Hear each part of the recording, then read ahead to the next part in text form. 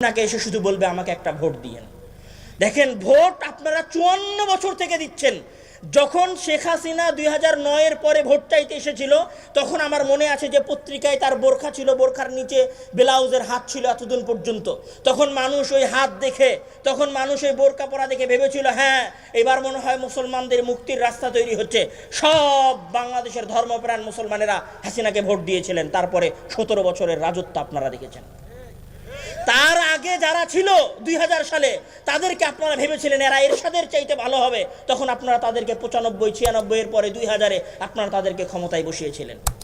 যতবার আপনারা আশা করেছেন, যতবার আপনারা আশা দেখেছেন, ততবার আপনাদের আশা 1947, 1971, তারপরে 24, তার আগে এরশাদের আন্দোলন, সকল আন্দোলনে আপনারা যতবার আশা করেছিলেন যে এই দেশ পরিবর্তন হবে, কোনোবার আপনাদের দেশ পরিবর্তন হয় নাই, হবে না। আগামী 1000 বছর যদি আপনারা এইভাবেই লিল্লাহি তাকবীর আল্লাহু আকবার বলে জীবন দিতে থাকেন, কোনোদিন এদেশের ভাগ্যাকাশে এদেশের সাধারণ মানুষদের নতুন সূর্য উদিত হবে না। যেই দিন আপনারা জ্ঞানের বিপ্লব নিয়ে আসতে পারবেন, যেই দিন ওই চেয়ার ধরেন, কথার কথা আপনি আন্দোলন করলেন, সব করলেন, সব করার পরে বাংলাদেশের সচিবালয়ে যেগুলো বসে আছে সব তো চোর বাটপারেরা বসে আছে। একটা তো সত্য বলে না, সত্য বলতে দেয় না, নিজে ঘুষ খায়, আর একজন যে ঘুষ খায় না তাকে ঘুষ খাইতে বাধ্য করে। ওদেরকে ক্ষমতায় রেখে আপনারা তো কোনোদিন বাংলাদেশকে পরিবর্তন করতে পারবেন না। আপনারা বলছেন বিচার ব্যবস্থা সংশোধন করতে হবে। বিচার ব্যবস্থায় যে জজ আর উকিলেরা বসে আছে সব তো চোর বাটপার মিথ্যুকেরা বসে আছে, কিভাবে সমাধান হবে? তাহলে ওই জায়গায় এমন সন্তানকে পাঠাতে হবে যে তার বাপকে দেখেছে যে আমার বাপ মাঠে কাজ করেছে, আর আমার বাপ আমাকে দ্বীনের শিক্ষা দিয়েছে যে মরে গেলেও সত্য বলতে হবে, মরে গেলেও ন্যায় প্রতিষ্ঠা করতে হবে, মরে গেলেও আদল প্রতিষ্ঠা করতে হবে, মরে গেলেও ইনসাফ প্রতিষ্ঠা করতে হবে, আমার শত্রুর সাথে হলেও আমাকে ইনসাফ করতে হবে। এই রকম বিশ্বাস নিয়ে পড়াশোনা করে সঠিক আকীদা এবং মানহাজ রেখে যেই ছেলে ওই আন্দোলনে যাবে, যেই ছেলে ওই সচিবালয়ে যাবে, যেই ছেলে জজ এবং উকিল হবে, আজ থেকে 25 বছর পরে হলেও বাংলাদেশের ভাগ্যাকাশে নতুন আলো উদিত হবে। সেইটার জন্য আপনাদেরকে প্রস্তুতি নিতে হবে, সেইটার জন্য আপনার সন্তানকে প্রস্তুত করতে হবে। এই যে আজকে এই জালসায় এতগুলো মানুষ এসেছেন, এতগুলো মানুষের মাঝে জালসা হবে না? জালসার পরে নাসিম ভাই অনেক কষ্ট করে প্রোগ্রাম করেছে, অনেক টাকা পয়সা এটার পেছনে খরচ করেছে। আমরা এসেছি, আব্দুর রহিম বক্তব্য দিয়েছে, আমি বক্তব্য দিচ্ছি, আমার পরে আবদুল্লাহ ভাই বক্তব্য দিচ্ছে, আমার বক্তব্যের পরে সাথে সাথে আপনারা ঠিক বলতেছেন, আবদুল্লাহ ভাই বক্তব্য দিবে, তখন আরও জোরে জোরে ঠিক বলবেন। আপনার ওই ঠিকের আওয়াজ শেষ আর আপনার কর্ম শেষ। এই প্রোগ্রামের ভূমিকাও এখানে শেষ। বাংলাদেশে প্রোগ্রাম হচ্ছে না, আপনাদের এলাকায় কতগুলো প্রোগ্রাম হয়েছে, অসংখ্য প্রোগ্রাম হয়েছে। এই প্রোগ্রামে সমাজ পরিবর্তন হয় নাই, এই প্রোগ্রামে সমাজ পরিবর্তন হবে না। আবার বলছি, এই প্রোগ্রামে সমাজ পরিবর্তন হয় নাই, এই প্রোগ্রামে সমাজ পরিবর্তন হবে না। এবং যখন দিল্লি, এলাহাবাদ, হায়দ্রাবাদ এই অঞ্চলগুলোতে বড় বড় সম্মেলন হয়েছে, তখন ওই সম্মেলনগুলোতে আমাদের এই বাংলার, আমাদের এই পশ্চিম বাংলা, পূর্ব বাংলার যে সমস্ত সাধারণ মানুষ, দিনমজুর মানুষ, এই মানুষগুলোই 2-3 দিন সপ্তাহব্যাপী সফর করে ওই সমস্ত সম্মেলনগুলোতে অংশগ্রহণ করেছে।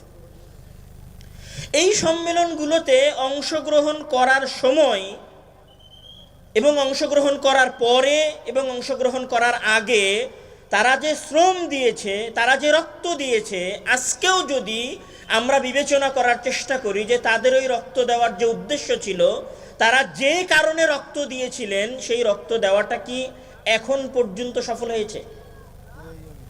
সফল হয় নাই। ওই সময় ওনারা ট্রেনে স্লোগান দিয়ে যেতেন। ওনাদের স্লোগানগুলো আমাদের ইতিহাসের বিভিন্ন বইয়ে লেখা আছে। তার মধ্যে পাকিস্তানি একটা কবির অনেক প্রসিদ্ধ স্লোগান ছিল, যেই স্লোগানটা আপনারা অনেকদিন আবদুল্লাহ ভাইয়ের মুখেও শুনেছেন, যে তেরা মেরা রিশতা কিয়া লা ইলাহা ইল্লাল্লাহ, মানে তোমার আমার সম্পর্ক কি? তোমার আমার সম্পর্ক হচ্ছে লা ইলাহা ইল্লাল্লাহর সম্পর্ক। আর একটা স্লোগান অনেক কমন ছিল, সেটা হচ্ছে নারায়ে তাকবীর আল্লাহু আকবার স্লোগান। তাহলে ব্রিটিশ বিরোধী আন্দোলনের যে জিহাদি আন্দোলন হয়েছিল, যে লড়াই হয়েছিল, সেই লড়াই মূলত আল্লাহু আকবার এই স্লোগানের উপরেই হয়েছিল, আর লা ইলাহা ইল্লাল্লাহ এই কালেমার উপরেই হয়েছিল। আচ্ছা, যদি আল্লাহু আকবার এবং লা ইলাহা ইল্লাল্লাহর স্লোগানের ওপরেই আন্দোলন হয়ে থাকে এবং স্বাধীনতার আজাদির লড়াই হয়ে থাকে, তাহলে লড়াইয়ের পরে স্বাধীন হওয়া এই মুসলিম রাষ্ট্রের নিয়ম কানুন, সংবিধান, বিচার ব্যবস্থা কি হওয়া দরকার ছিল? ইসলামিক হওয়া দরকার ছিল।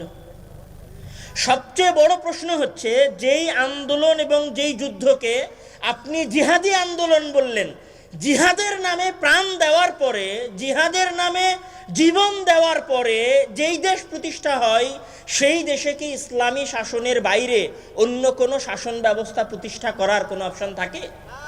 থাকে না।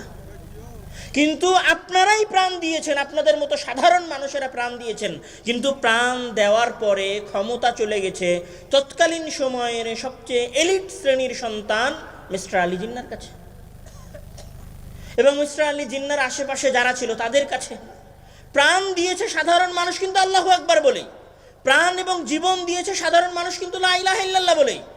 কিন্তু যাদের হাতে ক্ষমতার ডোর ছিল, তারা যেহেতু সেকুলার ছিল, সুতরাং আমরা কি করতে পারিনি? ইসলামী শাসন ব্যবস্থা প্রতিষ্ঠা করতে পারি নাই।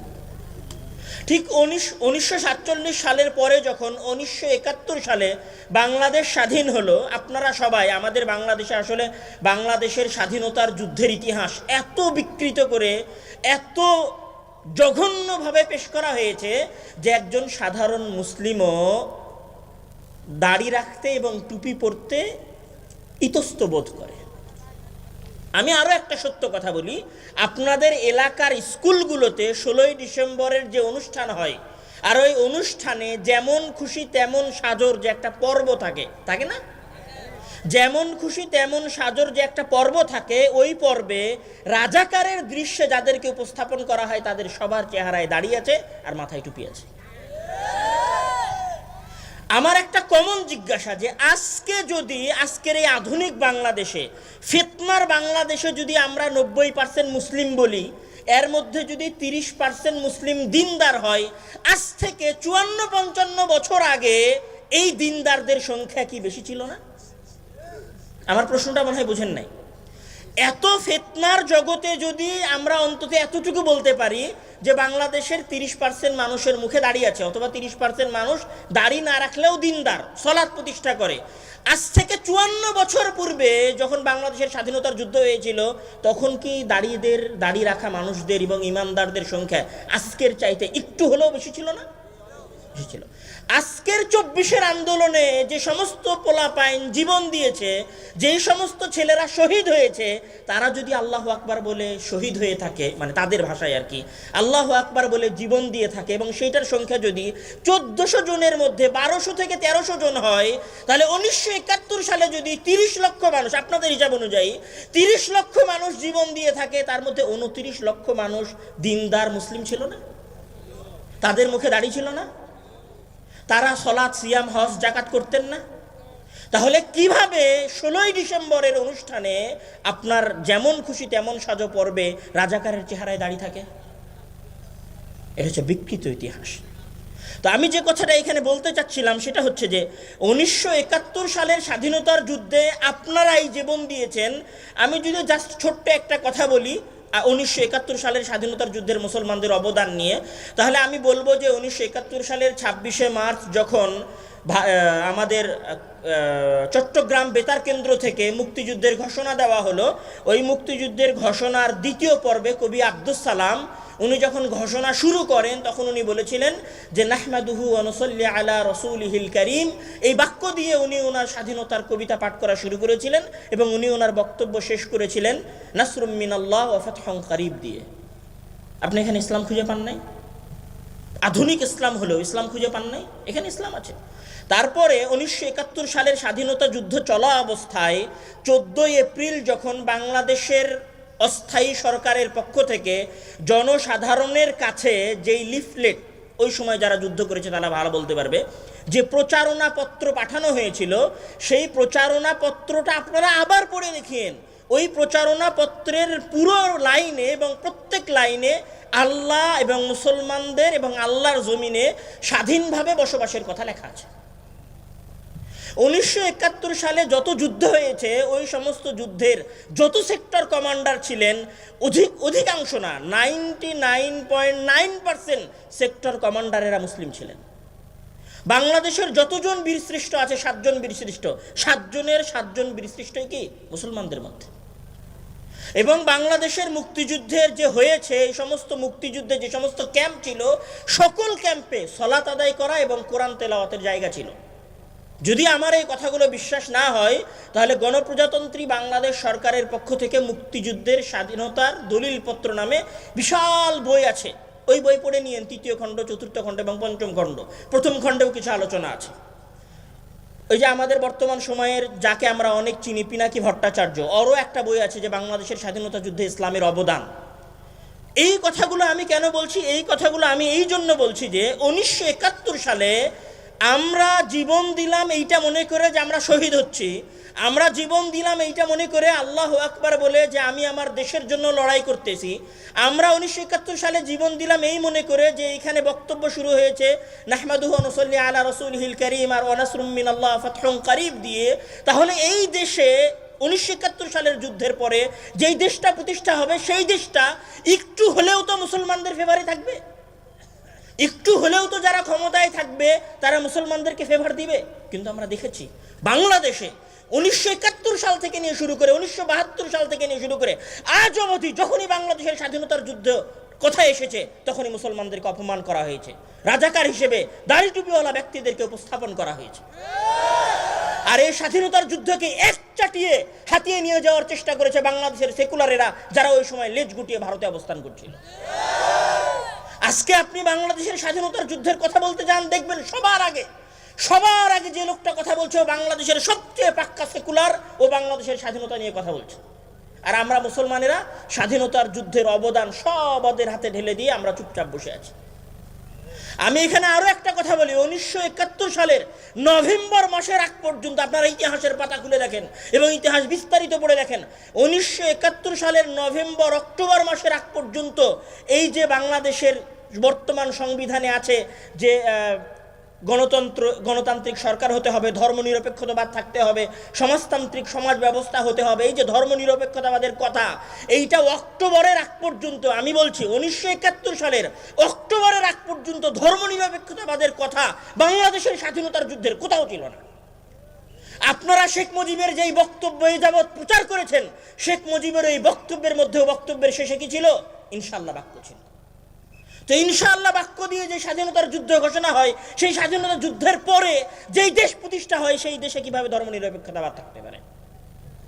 আপনার যদি বিশ্বাস না হয় তাহলে আপনি মেজর জলিল, যিনি সম্ভবত আমাদের নবম সেক্টরের সেক্টর কমান্ডার ছিলেন, মেজর জলিলের বিশাল বই আছে, 4-5টা বই আছে মেজর জলিলের, আপনি সবগুলো বই পড়েন। উনি বাংলাদেশের স্বাধীনতার যুদ্ধ নিজে যুদ্ধ করেছে, নিজে মুক্তিযুদ্ধ ছিলেন এবং বাংলাদেশের স্বাধীনতার যুদ্ধের কথা উনি বর্ণনা করেছেন। আপনি সেই ইতিহাস পড়েন। আমি এইখানে যে কথাটা বলতে চাচ্ছিলাম যে 1971 সালে আপনারা জীবন দিলেন, দিনের জন্য জীবন দিলেন, দিনের ভালোবাসায় জীবন দিলেন, মাতৃভূমির জন্য জীবন দিলেন, মাতৃভূমির ভালোবাসায় জীবন দিলেন।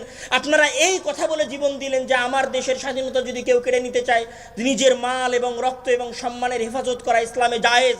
এই জন্য আমরা আমাদের 1971 সালের যুদ্ধে জীবন দিয়েছি। ওই জীবন দেওয়ার পরে কি আপনাদের আশা পূর্ণ হয়েছিল? হয় নাই।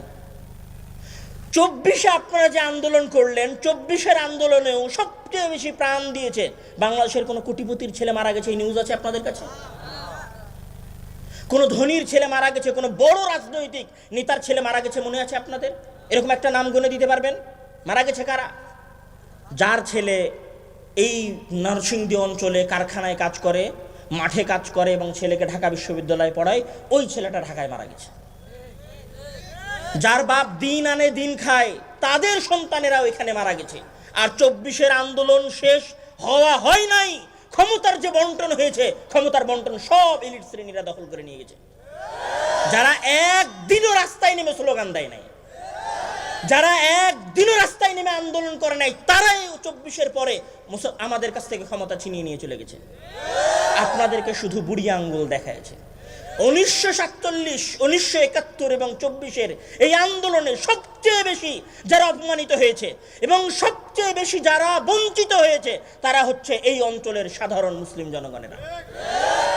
কিন্তু আমি বলছি আজকের পরে এবং আজ থেকে 15-20 বছর পরে এই গণতন্ত্র আপনাকে আবারও বিপ্লব নিয়ে এসে দিবে, কিন্তু ওই বিপ্লবে যেন বাংলাদেশের এলিট শ্রেণীরা ক্ষমতা বন্টন করে ছিনিয়ে নিয়ে যেতে না পারে, আপনাদেরকে সেই প্রস্তুতি গ্রহণ করতে হবে। সেই প্রস্তুতি গ্রহণ কি করে হবে?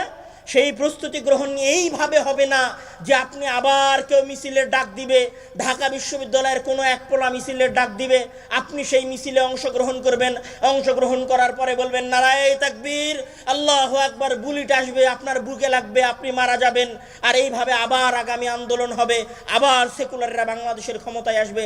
এই সিস্টেমে আগালে, শুধুমাত্র নারায়ে তাকবীর এবং আল্লাহু আকবারের সিস্টেমে আগালে আপনি আজকেও যেমন কৃষক ছিলেন, আজকেও যেমন নিজের সামান্য অধিকারের জন্য আপনি রাস্তায় রাস্তায় ঘুরতেছেন, আজ থেকে 25 বছর পরে, আজ থেকে 100 বছর পরে আপনি এখনকার মতো রাস্তায় রাস্তায় ঘুরতে থাকবেন। সবার আগে ওই পরিবেশ পরিবর্তন করতে হলে যেই জিনিসটা আপনাকে করতে হবে সেটা হচ্ছে সবচেয়ে কম্পালসারি শর্ত। শুনতে আসলে কমন কথা মনে হবে, কিন্তু কমন কথাই আমরা পালন করি না। সবচেয়ে সবার আগে যে জিনিসটা করতে হবে সেটা হচ্ছে জ্ঞান অর্জন করতে হবে। আমি এখানে জ্ঞান অর্জন করার কথা বলতে গিয়ে জাস্ট একটা দলিল নিয়ে আসব। আপনারা একটা কমন এবং পরিচিত ঘটনা, আদম আলাইহিস সালাম এবং হাওয়া আলাইহিস সালামকে সৃষ্টির ঘটনা আপনারা শুনেছেন, শোনেন নাই? অনেক দিন মসজিদে ইমাম খুতবা দিয়েছে হাওয়া আলাইহিস সালাম এবং আদম আলাইহিস সালামকে সৃষ্টির ঘটনা। এবং আপনারা ওইখানে জানেন যে মহান আল্লাহ তাআলা যখন আদম আলাইহিস সালামকে সৃষ্টি করলেন, তো সৃষ্টি করার সময় ফেরেশতারা মানা করেছিল যে আপনি কেন মানুষকে সৃষ্টি করবেন? নাহনু নুসাব্বিহু বিহামদিকা ওয়া নুকদ্দিসু লাক, আমরা আপনার তাসবিহ পাঠ করি, আপনার ইবাদত করি, আমরা আপনার কোনো গুনাহ করি না, আপনার আদেশ লঙ্ঘন করি না, তো আদমকে সৃষ্টি করার কি দরকার? আমরাই তো ইবাদত করতেছি, মানুষকে ইবাদতের জন্য আপনি কেন সৃষ্টি করবেন? তো আল্লাহ তাআলা ফেরেশতাদের এই কথা উপেক্ষা করে আদমকে সৃষ্টি করেছিলেন। সৃষ্টি করার পরে আল্লাহ তাআলা সর্বপ্রথম যে কাজটা করেছিলেন সেই কাজটা কি ছিল? ওয়াআল্লামা আদামাল আসমাআ কুল্লাহা। আদমকে সৃষ্টি করার পরে মহান আল্লাহ তাআলা আদমকে সর্বপ্রথম যেই জিনিসটা দিয়েছিলেন, আল্লামা আদামাল আসমাআ কুল্লাহা, সারা পৃথিবীর যত কিছুর জ্ঞান আছে আর যত কিছুর নাম আছে সকল নাম মহান আল্লাহ তাআলা আদম আলাইহিস সালামকে শিখিয়ে দিয়েছিলেন। মহান আল্লাহ তাআলা আদমকে সৃষ্টি করার পরে এটা বলেননি যে হে আদম, আমি তোমাকে সৃষ্টি করছি, তুমি আশরাফুল মাখলুকাত, তুমি সর্বশ্রেষ্ঠ সৃষ্টি, যাও আমি তোমাকে পৃথিবীর সবচেয়ে ক্ষমতাশীল সৃষ্টি বানালাম, একথা বলেননি। আবার এটাও বলেননি হে আদম, আমি তোমাকে পৃথিবীর সকল সোনা দানা হীরা জহরত মানি মাণিক্য যা আছে সব তোমার পায়ের কাছে নিয়ে এসে দিয়ে দিলাম, তুমি এই পৃথিবীর সবচেয়ে ধনী সৃষ্টি, এটাও মহান আল্লাহ তাআলা বলেন নাই। বরং উনি আদমকে সৃষ্টি করার পরে আদমকে সর্বপ্রথম যে জিনিসটা দিয়েছিলেন সেটা হচ্ছে ওয়াআল্লামা আদামাল আসমাআ কুল্লাহা, আদমকে সকল কিছুর নাম শিখিয়েছিলেন। নাম শিখানোর পরে মহান আল্লাহ তাআলা ফেরেশতাদেরকে উদ্দেশ্য করে বলছেন, আপনারা ওই ঘটনা জানেন যে আম্বিউনি বিআসমাই হাউলাই ইন কুনতুম সাদিকিন, হে ফেরেশতারা তোমরা এই জিনিসগুলোর নাম আমাকে বলে দাও যদি তোমরা সত্যবাদী হও। মানে আমি যদি একটু বোঝানোর জন্য বলি যে আমরা যদি এইখানে দুইজন ব্যক্তিকে দাঁড় করিয়ে দিয়ে বলি যে আপনি বলেন তো এইটার নাম কি, আপনি বলেন তো এইটার নাম কি, একজন পারছে একজন পারছে না, তো এরকম দুইজনকে দাঁড় করিয়ে দিয়ে কে পারছে কে পারছে না এটা দেখাকে কি বলে বাংলায়? প্রতিযোগিতা। এটা কি বলে? প্রতিযোগিতা। তাহলে আদম এবং ফেরেশতাদের মাঝে পৃথিবীর ইতিহাসের সর্বপ্রথম যে প্রতিযোগিতা সংঘটিত হচ্ছে সেটা কিসের প্রতিযোগিতা ছিল? সেটা কিসের প্রতিযোগিতা ছিল? জ্ঞানের। যারা একটু আগেই ঠিক বলে স্লোগান দিচ্ছিলেন, যারা এখান থেকে বের হয়ে রাস্তায় গিয়ে নারায়ে তাকবীর স্লোগান দিবেন, আমি তাদের কাছে শুনতে চাচ্ছি ওই প্রতিযোগিতাটা কিসের প্রতিযোগিতা ছিল? জ্ঞানের প্রতিযোগিতা ছিল। কে জানে আর কে জানে না সেটার প্রতিযোগিতা ছিল। তাহলে আজকেও যদি কেউ প্রকৃত প্রতিযোগিতায় নামতে চায় তাহলে সেটা কিসের প্রতিযোগিতা? জ্ঞানের প্রতিযোগিতা। যখন আদমকে জ্ঞান শিক্ষা দেওয়া হয়ে গেল, প্রতিযোগিতা হয়ে গেল, তারপরে মহান আল্লাহ তাআলা ফেরেশতাদেরকে উদ্দেশ্য করে বললেন যে উসজুদু লি আদম, তোমরা আদমকে কি করো? সিজদা করো। মানে যখন জ্ঞানের শ্রেষ্ঠত্ব প্রমাণিত হয়ে গেছে তখন এবার উনি ফেরেশতাদেরকে কার সিজদা করতে বলেছেন? আদমের সিজদা করতে বলেছেন। আজকে আমি যদি আজকের কথা বলি, আজকের সারা বিশ্ব ইউরোপ এবং আমেরিকার সিজদা করতেছে, ইসরায়েল এবং ব্রিটেনের সিজদা করতেছে। কেন? তাদের কাছে জ্ঞান আছে এই কারণে। কেন? টাকা তো সৌদি আরবের কাছে সবচেয়ে বেশি আছে, প্রত্যেক দিন নতুন নতুন সোনার খনি বের হচ্ছে। টাকা তো সবচেয়ে আছে কুয়েতের কাছে, সবচেয়ে বেশি তেল আছে তো ইরাকের কাছে, সবচেয়ে বেশি তেল আছে তো সিরিয়ার কাছে। পুরো মুসলিম বিশ্বের কাছে তেলের আমি যদি বলি যে 80 থেকে 70 ভাগ আছে, তাও বললে ভুল হবে না। আরামকোর কাছে, সৌদি কোম্পানি আরামকোর কাছে 65% তেল আছে সারা পৃথিবীর। সোনা দাহানা সব আছে হচ্ছে আফ্রিকার অঞ্চলগুলোতে। আফ্রিকার যে সমস্ত খেটে খাওয়া মানুষ, উগান্ডা আর আপনারা যে সমস্ত দেশের নাম জানেন, এই সমস্ত অঞ্চলগুলোতে আছে সোনা দাহানা, হীরা জহরত, যা পাওয়া যায় দুর্লভ সকল উপাদান আছে আফগানিস্তানে। তাহলে সকল টাকা পয়সা উপাদান আমাদের কাছে থাকার পরেও আমরা যাদের কাছে গিয়ে, যাদের দরবারে গিয়ে সিজদা করতেছি, তারা হচ্ছে ইউরোপ আমেরিকার লোকেরা। কেন? তাদের কাছে জ্ঞান আছে। এই কারণে যেই দিন আপনার কাছে জ্ঞান ছিল, যেই দিন আপনার কাছে জ্ঞান ছিল, সেটা ওই দিন যেই দিন আপনার কাছে বাগদাদ ছিল। সেই দিন ওই বাগদাদে সারা পৃথিবীর শাসকেরা এসে সিজদা করে যেত। যেই দিন আপনার কাছে বাগদাদে হাউস অফ উইজডম ছিল, যেটাকে বলা হয় বর্তমান আধুনিক যুগের অক্সফোর্ডের চাইতেও কয়েক গুণ বেশি বিজ্ঞানী এবং গবেষকদের গবেষণাগার, সেই হাউস অফ উইজডম যেই দিন আপনার কাছে বাগদাদে ছিল, সেই দিন সারা পৃথিবীর শাসকেরা আপনাদের কাছে এসে সিজদা করত। আজকে যেমন আপনারা ট্রাম্পের সাথে কোনো একটা চুক্তি হলে উল্লাস করেন না, যে অমুক দেশের অমুক ট্রাম্পের সাথে চুক্তি হলো, ওয়াও এটা মুসলমানদের একটা বিশাল সফলতা। ঠিক ওই দিন হারুন আর রশিদের সাথে যখন খ্রিস্টান শাসকেরা চুক্তি করে যেত, তখন তারা তাদের দেশে গিয়ে উল্লাস করত যে আমরা হারুন আর রশিদের সাথে চুক্তি করে এসেছি।